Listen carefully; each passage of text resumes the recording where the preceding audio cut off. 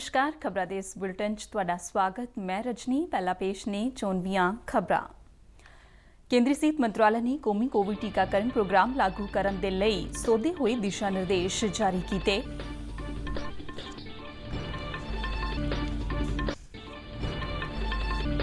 केंद्र सरकार मुताबिक इस बरे दिसंबर महीने तक कोविड वैक्सीन दियां 44 करोड़ खुराकां उपलब्ध होणगियां।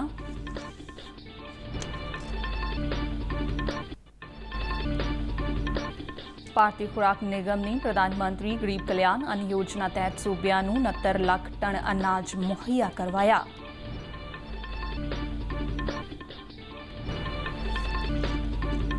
रक्षा मंत्री राजनाथ सिंह ने कहा कि आत्मनिर्भर भारत अभियान का मकसद मेक इन इंडिया दे नाल विश्व दे लई निर्माण करना है। मुख्यमंत्री कैप्टन अमरिंदर सिंह ने कोविड महामारी ते होर मारू बीमारियां दे नाल नजिठण दे लई खोज सुविधा बेहतर बनाउण ते जोर दिता।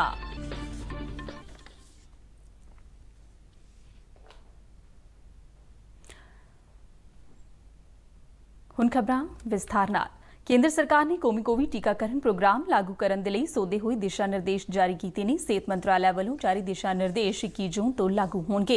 केंद्र सरकार वैक्सीन निर्मातावां तो 75% वैक्सीन हासिल करेगी ਅਤੇ ਇਹ वैक्सीन सूबिਆਂ ਤੇ ਕੇਂਦਰ ਸ਼ਾਸਿਤ ਪ੍ਰਦੇਸ਼ਾਂ ਨੂੰ ਬਿਲਕੁਲ ਮੁਫਤ ਪ੍ਰਦਾਨ ਕੀਤੀ ਜਾਵੇਗੀ।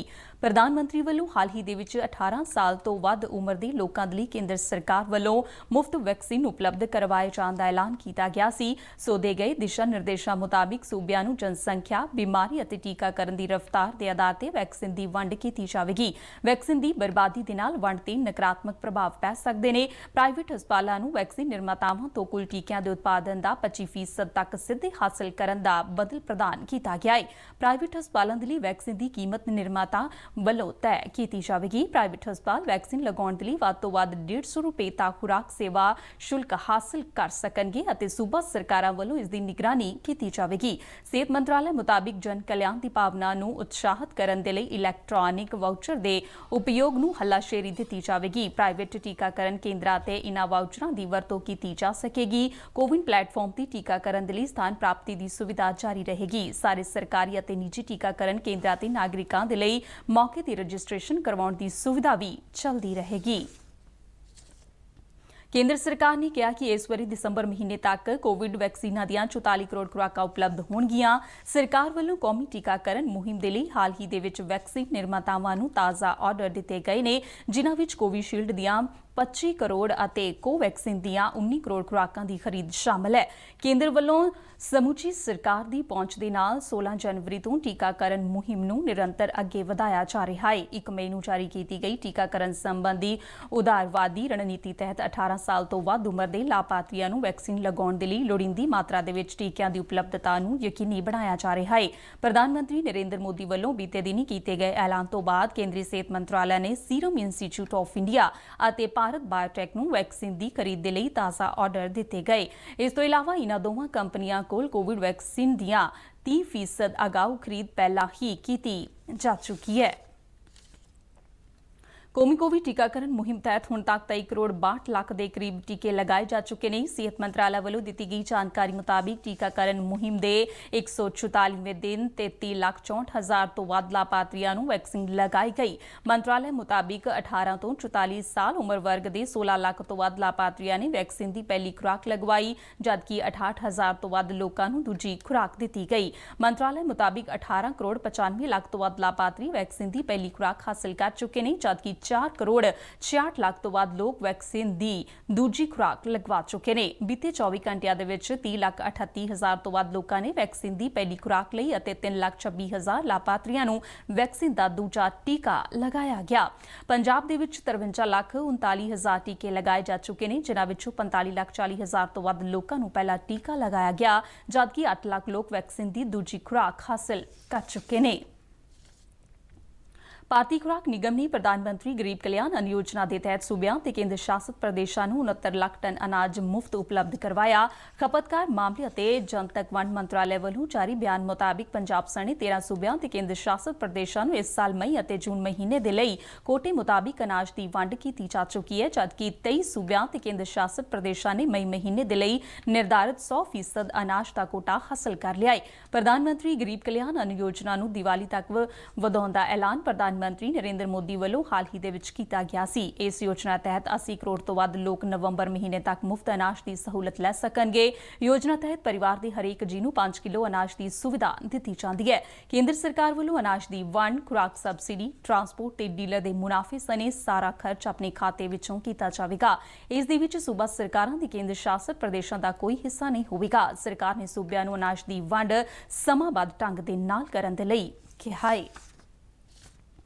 ਪੰਜਾਬ ਦੇ ਬਾਕੀ ਹਿੱਸਿਆਂ ਵਾਂਗ ਮੋਹਾਲੀ ਜ਼ਿਲ੍ਹੇ ਵਿੱਚ ਵੀ ਪ੍ਰਧਾਨ ਮੰਤਰੀ ਗਰੀਬ ਕਲਿਆਣ ਅੰਨ ਯੋਜਨਾ ਤਹਿਤ ਗਰੀਬ ਪਰਿਵਾਰਾਂ ਨੂੰ ਮੁਫਤ ਅਨਾਜ ਵੰਡਿਆ ਜਾ ਰਿਹਾ ਹੈ। ਗਰੀਬਾਂ ਨੂੰ ਮਈ ਤੇ ਜੂਨ 2 ਮਹੀਨਿਆਂ ਦੇ ਲਈ ਹਰ ਪਰਿਵਾਰ ਨੂੰ 5-5 ਕਿਲੋ ਪ੍ਰਤੀ ਜੀ ਦੇ ਹਿਸਾਬ ਦੇ ਨਾਲ ਅਨਾਜ ਦਿੱਤਾ ਜਾ ਰਿਹਾ ਹੈ। ਮੋਹਾਲੀ ਜ਼ਿਲ੍ਹੇ ਦੇ ਸਵਾੜਾ ਪਿੰਡ ਦੇ ਵਸਨੀਕਾਂ ਜਸਵਿੰਦਰ ਕੌਰ, ਸਵਰਨ ਕੌਰ, ਕਰਮਜੀਤ ਕੌਰ, ਚਰਨਜੀਤ ਕੌਰ, ਮਨਜੀਤ ਕੌਰ, ਸੁਮਨ ਰਾਣੀ, ਭੁਪਿੰਦਰ ਸਿੰਘ ਅਤੇ ਸੁਰਿੰਦਰ ਕੌਰ ਨੇ ਕੇਂਦਰ ਵੱਲੋਂ ਕੋਰੋਨਾ ਸੰਕਟ ਸਮੇਂ ਗਰੀਬਾਂ ਦੀ ਮਦਦ ਦੇ ਲਈ ਧੰਨਵਾਦ ਕੀਤਾ। ਮੇਰਾ ਨਾਮ ਜਸਵਿੰਦਰ ਕੌਰ ਹੈ ਜੀ, ਪਿੰਡ ਸਵਾੜਾ ਹੈ ਤੇ ਜ਼ਿਲ੍ਹਾ ਸਾਡਾ ਮੋਹਾਲੀ ਹੈ ਜੀ।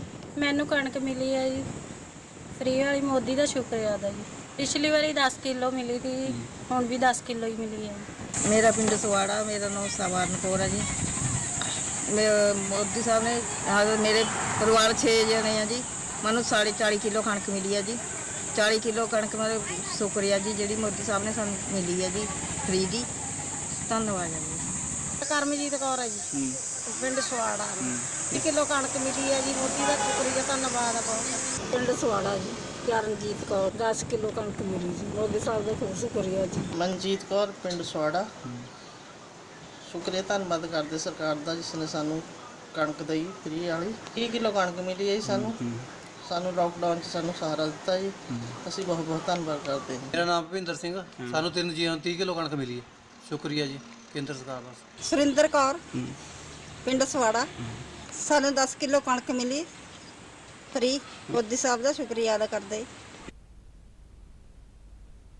ਰੱਖਿਆ ਮੰਤਰੀ ਰਾਜਨਾਥ ਸਿੰਘ ਨੇ ਕਿਹਾ ਕਿ ਆਤਮ ਨਿਰਭਰ ਭਾਰਤ ਅਭਿਆਨ ਦਾ ਮਕਸਦ ਮੇਕ ਇਨ ਇੰਡੀਆ ਦੇ ਨਾਲ ਵਿਸ਼ਵ ਦੇ ਲਈ ਨਿਰਮਾਣ ਕਰਨਾ ਹੈ। ਭਾਰਤ ਅਤੇ ਸਵੀਡਨ ਦਰਮਿਆਨ ਰੱਖਿਆ ਉਦਯੋਗ ਭਾਈਵਾਲੀ ਵਿਸ਼ੇ ਤੇ ਵੈਬੀਨਾਰ ਨੂੰ ਸੰਬੋਧਨ ਕਰਦਿਆਂ ਰਾਜਨਾਥ ਸਿੰਘ ਨੇ ਕਿਹਾ ਕਿ ਭਾਰਤ ਸਰਕਾਰ ਵੱਲੋਂ ਕੀਤੇ ਗਏ ਸੁਧਾਰਾਂ ਸਦਕਾ ਦੇਸ਼ ਦਾ ਰੱਖਿਆ ਉਦਯੋਗ ਘਰੇਲੂ ਮੰਗ ਦੇ ਨਾਲ ਕੌਮਾਂਤਰੀ ਮੰਗਾਂ ਦੀ ਪੂਰਤੀ ਕਰਨ ਦੇ ਵਿੱਚ ਸਮਰੱਥ ਹੋ ਗਿਆ ਹੈ। ਉਨ੍ਹਾਂ ਕਿਹਾ ਹੈ ਕਿ ਭਾਰਤ ਦੇ ਵਿੱਚ ਨਿਰਮਾਣ ਅਤੇ ਵਿਸ਼ਵ ਦੀਆਂ ਲੋੜਾਂ ਦੀ ਪੂਰਤੀ ਆਤਮ ਨਿਰਭਰ ਭਾਰਤ ਅਭਿਆਨ ਦਾ ਮਹੱਤਵਪੂਰਨ ਹਿੱਸਾ ਹੈ। ਰੱਖਿਆ ਮੰਤਰੀ ਨੇ ਕਿਹਾ ਕਿ ਇਸ ਅਭਿਆਨ ਤਹਿਤ ਭਾਰਤ ਦੇ ਆਰਥਿਕ ਵਿਕਾਸ ਨੂੰ ਹੱਲਾਸ਼ੇਰੀ ਦੇਣ ਦੇ ਲਈ ਰੱਖਿਆ ਖੇਤਰ ਨੂੰ ਭਾਗੀਦਾਰੀ ਨਿਭਾਉਂਦੇ ਹੋਏ ਸਵਦੇਸ਼ ਤੇ ਪੂਰੀ ਦੁਨੀਆ ਦੇ ਲਈ ਉੱਚ ਗੁਣਵੱਤਾ ਵਾਲੇ ਉਤਪਾਦਾਂ ਵਾਲੇ ਨਿਰਮਾਣ ਤੇ ਧਿਆਨ ਕੇਂਦਰਿਤ ਕਰਨਾ ਹੋਵੇਗਾ। ਰੱਖਿਆ ਖਰੀਦ ਪ੍ਰਕਿਰਿਆ 2020 ਤੇ ਗੱਲ ਕਰਦਿਆਂ ਰਾਜਨਾਥ ਸਿੰਘ ਨੇ ਕਿਹਾ ਕਿ ਇਸ ਦੇ ਨਾਲ ਦੇਸ਼ ਦੇ ਵਿੱਚ ਰੱਖਿਆ ਉਤਪਾਦਨ ਨੂੰ ਉਤਸ਼ਾਹ ਮਿਲਿਆ ਹੈ ਅਤੇ ਰੱਖਿਆ ਖੇਤਰ ਦੇ ਵਿੱਚ ਭਾਰਤ ਨੂੰ ਧੁਰੇ ਦੇ ਰੂਪ ਦੇ ਵਿੱਚ ਵਿਕਸਿਤ ਕਰਨ ਦੇ ਵਿੱਚ ਮਦਦ ਮਿਲ ਰਹੀ ਹੈ। ਰੱਖਿਆ ਮੰਤਰੀ ਨੇ ਸਵੀਡਨ ਦੀਆਂ ਕੰਪਨੀਆਂ ਨੂੰ ਉੱਤਰ ਪ੍ਰਦੇਸ਼ ਅਤੇ ਤਾਮਿਲਨਾਡੂ ਦੇ ਰੱਖਿਆ ਕੋਰੀਡੋਰ ਦੇ ਵਿੱਚ ਸਰਮਾਏਕਾਰੀ ਕਰਨ ਦਾ ਸੱਦਾ ਦਿੱਤਾ। ਉਨ੍ਹਾਂ ਕਿਹਾ ਕਿ ਸਵੀਡਨ ਦੀਆਂ ਕੰਪਨੀਆਂ ਨੂੰ ਭਾਰਤ ਦੇ ਵਿੱਚ ਆ ਕੇ ਇਸ ਖੇਤਰ ਵਿੱਚ ਮੌਜੂਦ ਮੌਕਿਆਂ ਦਾ ਲਾਭ ਉਠਾਉਣਾ ਚਾਹੀਦਾ ਹੈ। Indian industry can also supply components to Swedish industries. Swedish firms such as Saab already have a major presence in India, and I am confident that over Swedish firms will find India as a major investment destination for defense manufacturing. ਕੇਂਦਰੀ ਵਾਤਾਵਰਣ, ਜੰਗਲਾਤ ਅਤੇ ਪੌਣ ਪਾਣੀ ਤਬਦੀਲੀ ਮੰਤਰੀ ਪ੍ਰਕਾਸ਼ ਜਾਵੜੇਕਰ ਵੱਲੋਂ single use plastic ਬਾਰੇ ਦੇਸ਼ ਵਿਆਪੀ ਜਾਗਰੂਕਤਾ ਪ੍ਰੋਗਰਾਮ ਦੀ ਸ਼ੁਰੂਆਤ ਕੀਤੀ ਗਈ। ਇਸ ਪ੍ਰੋਗਰਾਮ ਨੂੰ ਲਾਂਚ ਕਰਨ ਸਮੇਂ ਜਾਵੜੇਕਰ ਨੇ ਕਿਹਾ ਕਿ ਯੁਵਾ ਵਰਗ ਦੀ ਸਿਰਜਣਾਤਮਕ ਸ਼ਕਤੀ ਪਲਾਸਟਿਕ ਦੇ ਪ੍ਰਬੰਧ ਦੇ ਲਈ ਨਵੇਂ ਤਰੀਕੇ ਅਤੇ ਸੋਚ ਪੇਸ਼ ਕਰੇਗੀ। I wish it all the best, and this hackathon will bring out certain new solutions which we will definitely take ahead, and that will be a very good initiative from India. ਖੇਤੀ ਕਾਨੂੰਨਾਂ ਨੂੰ ਲੈ ਕੇ ਜਾਰੀ ਵਿਰੋਧ ਦੇ ਮੱਦੇਨਜ਼ਰ ਕੇਂਦਰ ਸਰਕਾਰ ਨੇ ਇੱਕ ਵਾਰ ਫਿਰ ਆਪਣਾ ਰੁਖ ਸਪਸ਼ਟ ਕੀਤਾ ਹੈ। ਸਰਕਾਰ ਦਾ ਕਹਿਣਾ ਹੈ ਕਿ ਤਿੰਨੋਂ ਖੇਤੀ ਕਾਨੂੰਨਾਂ ਬਾਰੇ ਕਿਸਾਨਾਂ ਦੇ ਨਾਲ ਉਹ ਇੱਕ ਹੀ ਸ਼ਰਤ ਤੇ ਗੱਲ ਕਰਨ ਦੇ ਲਈ ਤਿਆਰ ਨੇ ਕਿ ਕਿਸਾਨ ਕਾਨੂੰਨ ਵਾਪਸ ਲੈਣ ਦੀ ਜ਼ਿੱਦ ਛੱਡ ਦੇਣ। ਕੇਂਦਰ ਦਾ ਕਹਿਣਾ ਹੈ ਕਿ ਜੇ ਕਿਸਾਨ ਆਗੂ ਇਹਨਾਂ ਕਾਨੂੰਨਾਂ ਦੇ ਵਿੱਚ ਕੋਈ ਸੋਚ ਚਾਹੁੰਦੇ ਨੇ ਤਾਂ ਕੁਝ ਸੁਝਾਅ ਦੇਣਾ ਚਾਹੁੰਦੇ ਨੇ ਤਾਂ ਉਹਨਾਂ ਦਾ ਸਵਾਗਤ ਕੀਤਾ ਜਾਵੇਗਾ। ਮੀਡੀਆ ਦੇ ਨਾਲ ਗੱਲਬਾਤ ਕਰਦਿਆਂ ਕੇਂਦਰੀ ਖੇਤੀਬਾੜੀ ਅਤੇ ਕਿਸਾਨ ਭਲਾਈ ਮੰਤਰੀ ਨਰਿੰਦਰ ਸਿੰਘ ਤੋਮਰ ਨੇ ਕਿਹਾ ਕਿ ਸਰਕਾਰ ਨੇ ਅੰਦੋਲਨਕਾਰੀ ਕਿਸਾਨਾਂ ਦੇ ਨਾਲ ਕਈ ਗੇੜਾਂ ਤਹਿਤ ਗੱਲਬਾਤ ਕੀਤੀ ਤੇ ਭਵਿੱਖ ਵਿੱਚ ਵੀ ਗੱਲਬਾਤ ਦੇ ਲਈ ਤਿਆਰ ਹੈ, ਪਰ ਖੇਤੀ ਕਾਨੂੰਨਾਂ ਨੂੰ ਵਾਪਸ ਨਹੀਂ ਲਿਆ ਜਾਵੇਗਾ। ਫਿਰ ਉਹਨਾਂ ਦੁਹਰਾਇਆ ਕਿ ਤਿੰਨੋਂ ਖੇਤੀ ਕਾਨੂੰਨ ਕਿਸਾਨਾਂ ਦੇ ਹੱਕ ਵਿੱਚ ਨੇ, ਪਰ ਫਿਰ ਵੀ ਕਿਸਾਨ ਕੋਈ ਸੁਝਾਅ ਦਿੰਦੇ ਨੇ ਤਾਂ ਉਹਨਾਂ ਤੇ ਗੌਰ ਕੀਤਾ ਜਾਵੇਗਾ। ਜ਼ਿਕਰਯੋਗ ਹੈ ਕਿ ਬੀਤੇ 6 ਮਹੀਨਿਆਂ ਤੋਂ ਵੱਧ ਸਮੇਂ ਤੋਂ ਕਿਸਾਨ ਜਥੇਬੰਦੀਆਂ ਤਿੰਨੋਂ ਖੇਤੀ ਕਾਨੂੰਨਾਂ ਨੂੰ ਵਾਪਸ ਲੈਣ ਦੀ ਮੰਗ ਤੇ ਅੜੀਆਂ ਹੋਈਆਂ ਨੇ। ਕੋਵਿਡ-19 ਸੰਕਟ ਦੇ ਬਾਵਜੂਦ ਇਸ ਵਾਰ ਦੇਸ਼ ਦੇ ਵਿੱਚ ਮੌਜੂਦਾ ਮੰਡੀਕਰਨ ਸੀਜ਼ਨ ਦੌਰਾਨ ਕਣਕ ਦੀ ਰਿਕਾਰਡ ਖਰੀਦ ਹੋਈ। ਹਾੜੀ ਦੀ ਇਸ ਫਸਲ ਦੀ ਖਰੀਦ ਦੇ ਵਿੱਚ ਇਸ ਵਾਰ ਖਾਸ ਗੱਲ ਇਹ ਰਹੀ ਹੈ ਕਿ ਕਿਸਾਨਾਂ ਨੂੰ MSP ਤੇ ਉਹਨਾਂ ਦੀ ਜਿੰਸ ਦੀ ਖਰੀਦ ਮਗਰੋਂ ਅਦਾਇਗੀ ਦੀਆਂ ਰਕਮਾਂ ਸਿੱਧੀਆਂ ਉਹਨਾਂ ਦੇ ਖਾਤਿਆਂ ਦੇ ਵਿੱਚ ਭੇਜੀਆਂ ਗਈਆਂ। ਕੇਂਦਰ ਸਰਕਾਰ ਦਾ ਇਹ ਫੈਸਲਾ ਇਤਿਹਾਸਕ ਹੋ ਨਿਬੜਿਆ ਤੇ ਕਿਸਾਨ ਨੇ DBT ਰਾਹੀਂ ਆਪਣੇ ਖਾਤਿਆਂ ਦੇ ਵਿੱਚ ਅਦਾਇਗੀ ਦੀਆਂ ਰਕਮਾਂ ਪ੍ਰਾਪਤ ਕਰਨ ਤੇ ਜਿੱਥੇ ਖੁਸ਼ੀ ਜ਼ਾਹਰ ਕੀਤੀ ਉੱਥੇ ਸਰਕਾਰ ਦਾ ਧੰਨਵਾਦ ਵੀ ਕੀਤਾ। ਮੋਹਾਲੀ ਜ਼ਿਲ੍ਹੇ ਦੇ ਪਿੰਡ ਪਨੂਆ ਦੇ ਕਿਸਾਨ ਅਮਰਜੀਤ ਸਿੰਘ ਅਤੇ ਕਿਸਾਨ ਪਰਮਿੰਦਰ ਸਿੰਘ ਨੇ ਕਿਹਾ ਹੈ ਕਿ ਉਹਨਾਂ ਨੂੰ ਸਿੱਧੇ ਆਪਣੇ ਖਾਤੇ ਦੇ ਵਿੱਚ ਪੈਸੇ ਪ੍ਰਾਪਤ ਕਰਕੇ ਬਹੁਤ ਫਾਇਦਾ ਹੋਇਆ ਹੈ। ਅਮਰਜੀਤ ਸਿੰਘ ਨਾਮ ਪਨੂਆ ਪਿੰਡ ਹੈ ਜੀ, ਜ਼ਿਲ੍ਹਾ ਮੋਹਾਲੀ ਹੈ ਜੀ। 500 ਕੁਇੰਟਲ ਮੇਰੇ ਕੋਲ ਕਣਕ ਹੋਈ ਹੈ ਜੀ। 10 ਲੱਖ ਰੁਪਈਆ ਮੈਨੂੰ ਆਪਣਾ 4 ਦਿਨਾਂ ਦੇ ਵਿੱਚ ਅਦਾਇਗੀ ਹੋ ਗਈ ਆਪਣਾ, ਜੋ ਕਿ ਅਸੀਂ ਆਪਣਾ ਬਹੁਤ ਵਧੀਆ ਪੈਸਾ ਸਾਨੂੰ ਸਿੱਧੀ ਅਦਾਇਗੀ ਦਾ ਫਾਇਦਾ ਹੀ ਆਪਣਾ ਅਸੀਂ ਵਰਤ ਰਹੇ ਹਾਂ। ਪੈਸਾ ਆਪਣਾ ਲੈਣ ਦੇਣ ਜੋ ਵੀ ਹੈ ਨਿਬੇੜ ਤੇ ਸਾਰਾ ਅਸੀਂ। ਮੇਰਾ ਨਾਮ ਪਰਮਿੰਦਰ ਸਿੰਘ ਹੈ ਜੀ, ਮੇਰਾ ਪਿੰਡ ਪੰਨੂਆ ਹੈ ਜੀ, ਤੇ ਮੈਂ 500 ਕੁਇੰਟਲ ਦੇ ਕਰੀਬ ਫਸਲ ਮੰਡੀ 'ਚ ਵੇਚੀ ਹੈ, ਜਿਹੜੀ ਮੇਰੀ ਨਾਲ ਦੀ ਨਾਲ ਵਿਕ ਗਈ ਤੇ ਮੇਰੀ ਅਦਾਇਗੀ ਹੈ ਜਿਹੜੀ 3 ਦਿਨ ਦੇ 72 ਘੰਟੇ ਦੇ ਵਿੱਚ ਮੇਰੇ ਅਕਾਊਂਟ 'ਚ ਆ ਗਈ, ਜੋ ਅਸੀਂ ਆਪਣੀ ਵਰਤ ਰਹੇ ਹਾਂ ਜੀ, ਆਪਣਾ ਖਰਚ ਕਰ ਰਹੇ ਹਾਂ। ਕੇਂਦਰ ਸਰਕਾਰ ਦਾ ਸ਼ੁਕਰੀਆ ਜੀ, ਵਧੀਆ ਸਕੀਮ ਹੈ।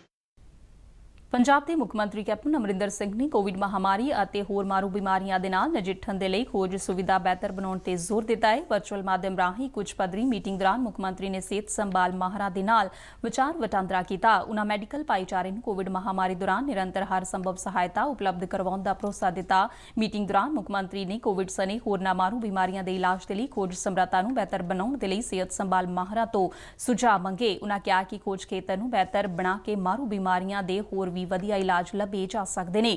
ਇਸ ਵਰਚੁਅਲ ਮੀਟਿੰਗ ਦੇ ਵਿੱਚ ਪੰਜਾਬ, ਹਿਮਾਚਲ ਪ੍ਰਦੇਸ਼ ਅਤੇ ਚੰਡੀਗੜ੍ਹ ਦੇ 250 ਤੋਂ ਵੱਧ ਸਿਹਤ ਮਾਹਰਾਂ ਵੱਲੋਂ ਭਾਗ ਲਿਆ ਗਿਆ। ਸੂਬਾ ਸਰਕਾਰ ਵੱਲੋਂ ਬੀਤੇ ਵਰ੍ਹੇ ਕੋਵਿਡ ਮਹਾਮਾਰੀ ਦੇ ਸ਼ੁਰੂਆਤੀ ਦੌਰ ਦੇ ਵਿੱਚ ਪ੍ਰਬੰਧਨ ਦੇ ਲਈ ਸਿਹਤ ਸੰਭਾਲ ਮਾਹਰਾਂ ਦਾ ਇੱਕ ਸਮੂਹ ਬਣਾਇਆ ਗਿਆ, ਜਿਸ ਦੀ ਅਗਵਾਈ ਡਾਕਟਰ ਕੇ ਤਲਵਾਰ ਨੂੰ ਸੌਂਪੀ ਗਈ ਸੀ। ਪੰਜਾਬ ਦੇ ਸਿਹਤ ਮੰਤਰੀ ਬਲਬੀਰ ਸਿੰਘ ਸਿੱਧੂ ਨੇ ਕਿਹਾ ਕਿ ਕੌਮਾਂਤਰੀ ਯਾਤਰਾ ਕਰਨ ਵਾਲੇ ਨਾਗਰਿਕਾਂ ਨੂੰ ਵੈਕਸੀਨ ਦੀ ਪਹਿਲੀ ਖੁਰਾਕ ਤੋਂ 28 ਦਿਨ ਬਾਅਦ ਕੋਵਿਸ਼ੀਲਡ ਦੀ ਦੂਜੀ ਖੁਰਾਕ ਦਿੱਤੀ ਜਾਵੇਗੀ। ਕੇਂਦਰੀ ਸਿਹਤ ਮੰਤਰਾਲਾ ਵੱਲੋਂ 2 ਦਿਨ ਪਹਿਲਾਂ ਇਸ ਸੰਬੰਧੀ ਜਾਰੀ ਕੀਤੇ ਗਏ ਦਿਸ਼ਾ ਨਿਰਦੇਸ਼ਾਂ ਤੇ ਅਮਲ ਕਰਦਿਆਂ ਪੰਜਾਬ ਦੇ ਸਿਹਤ ਵਿਭਾਗ ਵੱਲੋਂ ਵਿੱਦਿਆ ਅਤੇ ਰੁਜ਼ਗਾਰ ਸੰਬੰਧੀ ਉਦੇਸ਼ਾਂ ਦੇ ਲਈ ਵਿਦੇਸ਼ ਯਾਤਰਾ ਕਰਨ ਵਾਲੇ ਭਾਰਤੀਆਂ ਨੂੰ ਵੈਕਸੀਨ ਦੀ ਦੂਜੀ ਖੁਰਾਕ ਢੁਕਵੇਂ ਸਮੇਂ ਤੇ ਲਗਾਉਣ ਦੇ ਬੰਦੋਬਸਤ ਕੀਤੇ ਜਾ ਰਹੇ ਨੇ। ਚੰਡੀਗੜ੍ਹ ਦੇ ਵਿੱਚ ਪੱਤਰਕਾਰਾਂ ਦੇ ਨਾਲ ਗੱਲਬਾਤ ਕਰਦਿਆਂ ਸਿਹਤ ਮੰਤਰੀ ਬਲਬੀਰ ਸਿੰਘ ਸਿੱਧੂ ਨੇ ਦੱਸਿਆ ਕਿ ਅਗਲੇ 20 ਦਿਨਾਂ ਦੌਰਾਨ ਕੋਵੈਕਸੀਨ ਦੀਆਂ 1,10,370 ਖੁਰਾਕਾਂ ਪੰਜਾਬ ਨੂੰ ਪ੍ਰਾਪਤ ਹੋਣਗੀਆਂ ਤੇ ਆਉਣ ਵਾਲੇ 23 ਦਿਨਾਂ ਦੇ ਵਿੱਚ ਕੋਵਿਸ਼ੀਲਡ ਦੀਆਂ ਤਕਰੀਬਨ 6.5 ਲੱਖ ਖੁਰਾਕਾਂ ਹਾਸਲ ਕੀਤੀਆਂ ਜਾਣਗੀਆਂ। ਸਿੱਧੂ ਨੇ ਦੱਸਿਆ ਕਿ ਸਿਹਤ ਮੰਤਰਾਲੇ ਦੀ ਦਿਸ਼ਾ ਨਿਰਦੇਸ਼ਾਂ ਮੁਤਾਬਿਕ ਵਿਦੇਸ਼ ਜਾਣ ਵਾਲੇ ਵਿਦਿਆਰਥੀਆਂ ਨੂੰ ਟੀਕਾਕਰਨ ਦੇ ਲਈ ਤਰਜੀਹੀ ਆਧਾਰ ਤੇ ਯੋਗ ਲਾਭਪਾਤਰੀ ਬਣਾਇਆ ਗਿਆ ਹੈ। ਇਸ ਤੋਂ ਇਲਾਵਾ ਟੋਕੀਓ ਓਲੰਪਿਕ ਖੇਡਾਂ ਦੇ ਲਈ ਭਾਰਤੀ ਟੀਮ ਦੇ ਮੈਂਬਰਾਂ ਨੂੰ ਵੀ ਟੀਕਾਕਰਨ ਦੇ ਵਿੱਚ ਤਰਜੀਹ ਦਿੱਤੀ ਜਾਵੇਗੀ। ਇਨ੍ਹਾਂ ਖਿਡਾਰੀਆਂ ਦੇ ਵਿਦੇਸ਼ ਯਾਤਰਾ ਦੇ ਲਈ ਰਵਾਨਾ ਹੋਣ ਤੋਂ ਪਹਿਲਾਂ ਵੈਕਸੀਨ ਦੀ ਦੂਜੀ ਖੁਰਾਕ ਦਿੱਤੀ ਜਾਵੇਗੀ। ਸਿੱਧੂ ਨੇ ਦੱਸਿਆ ਕਿ ਕੇਂਦਰ ਦੇ ਦਿਸ਼ਾ ਨਿਰਦੇਸ਼ਾਂ ਮੁਤਾਬਿਕ ਕੋਵਿਸ਼ੀਲਡ ਦੀਆਂ 2 ਖੁਰਾਕਾਂ ਵਿਚਾਲੇ ਘੱਟੋ-ਘੱਟ 6 ਤੋਂ 8 ਹਫ਼ਤੇ ਅਤੇ ਵੱਧ ਤੋਂ ਵੱਧ 12 ਤੋਂ 16 ਹਫ਼ਤੇ ਦਾ ਵਕਫਾ ਹੋਣਾ ਚਾਹੀਦਾ ਹੈ, ਜਦਕਿ ਕੋਵੈਕਸਿਨ ਦੀਆਂ ਦੋਵੇਂ ਖੁਰਾਕਾਂ ਦਰਮਿਆਨ 4 ਤੋਂ 6 ਹਫ਼ਤਿਆਂ ਦਾ ਫਰਕ ਹੋਣਾ ਚਾਹੀਦਾ ਹੈ। ਸੂਬੇ ਦੇ ਵਿੱਚ 18 ਤੋਂ 44 ਸਾਲ ਉਮਰ ਵਰਗ ਦੇ ਲਾਭਪਾਤਰੀਆਂ ਦੇ ਲਈ ਸੂਬਾ ਸਰਕਾਰ ਵੱਲੋਂ ਸੀਰਮ ਇੰਸਟੀਚਿਊਟ ਅਤੇ ਭਾਰਤ ਬਾਇਓਟੈਕ ਨੂੰ ਵੈਕਸੀਨ ਦੀ ਖਰੀਦ ਦੇ ਆਰਡਰ ਦਿੱਤੇ ਗਏ ਨੇ। ਪੰਜਾਬ ਦੇ ਵਿੱਚ ਇਸ ਉਮਰ ਵਰਗ ਦੇ 4,58,000 ਤੋਂ ਵੱਧ ਲਾਭਪਾਤਰੀ ਵੈਕਸੀਨ ਲਗਵਾ ਚੁੱਕੇ ਨੇ। ਭਾਰਤੀ ਜਨਤਾ ਪਾਰਟੀ ਦੇ ਜਨਰਲ ਸਕੱਤਰ ਤਰੁਣ ਚੁੱਘ ਨੇ ਕਥਿਤ ਕੋਵਿਡ ਸਕੈਂਡਲ ਦੇ ਲਈ ਪੰਜਾਬ ਸਰਕਾਰ ਦੀ ਆਲੋਚਨਾ ਕੀਤੀ ਹੈ। ਚੰਡੀਗੜ੍ਹ ਤੋਂ ਜਾਰੀ ਇੱਕ ਬਿਆਨ ਦੇ ਵਿੱਚ ਉਨ੍ਹਾਂ ਕਿਹਾ ਕਿ ਪਿਛਲੇ ਮਹੀਨੇ 'ਚ ਦੇਸ਼ ਦੇ ਵਿੱਚ ਕਰੋਨਾ ਮੌਤ ਦਰ ਸਭ ਤੋਂ ਵੱਧ ਰਿਕਾਰਡ ਕੀਤੀ ਗਈ। ਉਸ ਸਮੇਂ ਬੜੀ ਸ਼ਰਮ ਦੀ ਗੱਲ ਹੈ ਕਿ ਪੰਜਾਬ ਦੇ ਵਿੱਚ ਕੋਵਿਡ ਕਿੱਟਾਂ ਦਾ ਘੁਟਾਲਾ ਖੁੱਲ੍ਹ ਕੇ ਸਾਹਮਣੇ ਆਇਆ। ਉਨ੍ਹਾਂ ਕਿਹਾ ਕਿ ਪੰਜਾਬ ਦੇ ਵਿੱਚ ਕੋਵਿਡ ਟੀਕਿਆਂ ਦੀ ਕਾਲਾਬਾਜ਼ਾਰੀ ਦੀਆਂ ਘਟਨਾਵਾਂ ਨੇ ਪੰਜਾਬ ਸਰਕਾਰ ਦੇ ਮਿਸ਼ਨ ਫਤਿਹ ਨੂੰ ਢਾਹ ਲਾਈ। ਤਰੁਣ ਚੁੱਘ ਨੇ ਇਲਜ਼ਾਮ ਲਗਾਇਆ ਕਿ ਕਰੋਨਾ ਟੀਕੇ ਘੱਟ ਕੀਮਤਾਂ ਤੇ ਉਪਲਬਧ ਨੇ, ਪਰ ਉਨ੍ਹਾਂ ਦੀ ਉੱਚ ਦਰਾਂ ਤੇ ਖਰੀਦ ਕੀਤੀ ਗਈ। ਭਾਜਪਾ ਆਗੂ ਨੇ ਕਿਹਾ ਕਿ ਕਰੋਨਾ ਟੀਕਿਆਂ ਦਾ ਘੁਟਾਲਾ ਉਸ ਸਮੇਂ ਸਪਸ਼ਟ ਤੌਰ ਤੇ ਸਾਹਮਣੇ ਆਇਆ ਜਦ ਸੂਬਾ ਸਰਕਾਰ ਨੇ ਵੱਧ ਕੀਮਤਾਂ ਤੇ ਟੀਕਿਆਂ ਦੇ ਟੈਂਡਰ ਜਾਰੀ ਕੀਤੇ। ਤਰੁਣ ਚੁਗ ਨੇ ਕਿਹਾ ਕਿ 3 ਅਪ੍ਰੈਲ ਨੂੰ 16,668 ਕੋਵਿਡ ਕਿੱਟਾਂ ਦਾ ਟੈਂਡਰ ਪ੍ਰਤੀ ਕਿੱਟ 837 ਰੁਪਏ 76 ਪੈਸੇ ਦੇ ਹਿਸਾਬ ਦੇ ਨਾਲ ਜਾਰੀ ਕੀਤਾ ਗਿਆ ਅਤੇ 20 ਅਪ੍ਰੈਲ ਨੂੰ ਪਹਿਲੇ ਟੈਂਡਰ ਦੀ ਮਿਆਦ ਮੁਕੰਮਲ ਹੋਣ ਤੋਂ ਪਹਿਲਾਂ ਹੀ 50,000 ਕਿੱਟਾਂ ਦਾ ਇੱਕ ਟੈਂਡਰ ਪ੍ਰਤੀ ਕਿੱਟ 1,226 ਰੁਪਏ 40 ਪੈਸੇ ਦੀ ਰੇਟ ਤੇ ਜਾਰੀ ਕੀਤਾ ਗਿਆ। ਉਸ ਤੋਂ ਕੁਝ ਦਿਨ ਬਾਅਦ ਹੀ ਪ੍ਰਤੀ ਕਿੱਟ 1,338 ਰੁਪਏ ਦੇ ਹਿਸਾਬ ਦੇ ਨਾਲ 1.5 ਲੱਖ ਕਿੱਟਾਂ ਦਾ ਟੈਂਡਰ ਲਿਆਂਦਾ ਗਿਆ। ਇਸ ਹਿਸਾਬ ਦੇ ਨਾਲ ਜਿਹੜੀ ਕਿੱਟ ਮਾਰਕੀਟ ਦੇ ਵਿੱਚ 837 ਰੁਪਏ ਦੇ ਹਿਸਾਬ ਦੇ ਨਾਲ ਉਪਲਬਧ ਸੀ ਉਹ 1,338 ਰੁਪਏ ਦੇ ਹਿਸਾਬ ਦੇ ਨਾਲ ਖਰੀਦੀ ਗਈ। ਤਰੁਣ ਚੁਗ ਨੇ ਕੋਵਿਡ ਕਿੱਟਾਂ ਦੇ ਟੀਕਿਆਂ ਦੀ ਖਰੀਦ ਦੇ ਘੁਟਾਲੇ ਦਾ ਪਰਦਾਫਾਸ਼ ਕਰਨ ਦੇ ਲਈ CBI ਜਾਂਚ ਦੀ ਮੰਗ ਕੀਤੀ। ਇਸ ਦੇ ਨਾਲ ਹੀ ਖਬਰਾਂ ਦਾ ਇਹ ਬੁਲੇਟਿਨ ਖਤਮ ਹੁੰਦਾ ਹੈ। ਨਮਸਕਾਰ।